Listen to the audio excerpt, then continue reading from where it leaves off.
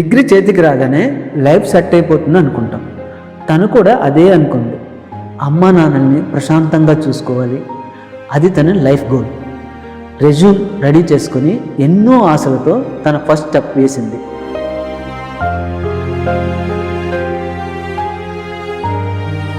ప్రతి ఇంటర్వ్యూకి వెళ్ళేటప్పుడు ఇది పక్కా తన జాబ్ అని నమ్మే వెళ్ళేది.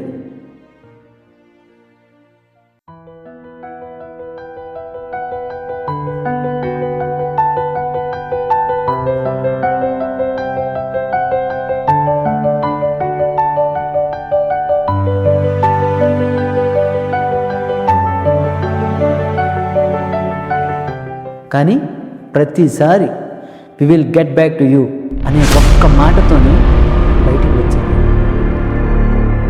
వరుసగా వస్తున్న మెయిల్స్, రిజెక్షన్స్ రోజు రోజుకి తన కాన్ఫిడెన్స్ని మెల్లమెల్లగా చంపేశాయి. ఒక్క పాయింట్లో అసలు తను దేనికైనా పనికొస్తుందా అనే అనుమానం మొదలైంది. తను ఎన్నిసార్లు కింద పడినా నేనున్నా అని లేపడానికి వాళ్ళ అమ్మ ఉండేది. కానీ సడన్గా అమ్మ కూడా తనని వదిలేసి వెళ్ళిపోయింది. తనని ఓదార్చే ప్రపంచమే ఇక లేదు. ఆ రోజు లైఫ్లో ఫస్ట్ టైం తను ఎంతో ఒంటరిగా ఫీల్ అయింది.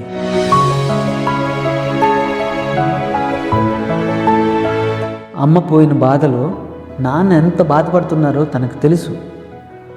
ఆయనకి తను ఇంకా బరువు కాకూడదనుకుంది. ఆ రోజు వాళ్ళ అమ్మ ఫోటో పట్టుకొని ఒక మాట ఇచ్చింది, నేను గివప్ ఇవ్వనమ్మా, నీ కల నేను నిజం చేస్తానని. అంతా అయిపోయిందనుకున్న టైంలో ఒక ఫ్రెండ్ పంపిన చిన్న లింక్ తన లైఫ్ మార్చింది. స్కిల్ డైరో. అది జస్ట్ ఒక ఫార్వర్డ్ పోస్ట్ కాదు, చీకట్లో ఉన్న తనకు దొరికిన ఒకే ఒక్క హోప్. జాబ్ కోసం పరిగెత్తడం ఆపేసింది. తనకు తాను మార్చుకోవడం స్టార్ట్ చేసింది. స్కిల్ డైరోలో తనకు ఒకటి అర్థమైంది, హెల్త్ కేర్ అంటే డబ్బులు సంపాదించే జాబ్ కాదు, ప్రాణాలని నిలబెట్టే బాధ్యత. ప్రతి క్లాస్లో తనకు తాను కొత్తగా చూసుకుంది. నిద్ర లేని రాత్రులు, నాన్ స్టాప్ ప్రిపరేషన్. ఈసారి ఫెయిల్ అయ్యే ఛాన్సే లేదు. రిజల్ట్ వచ్చింది.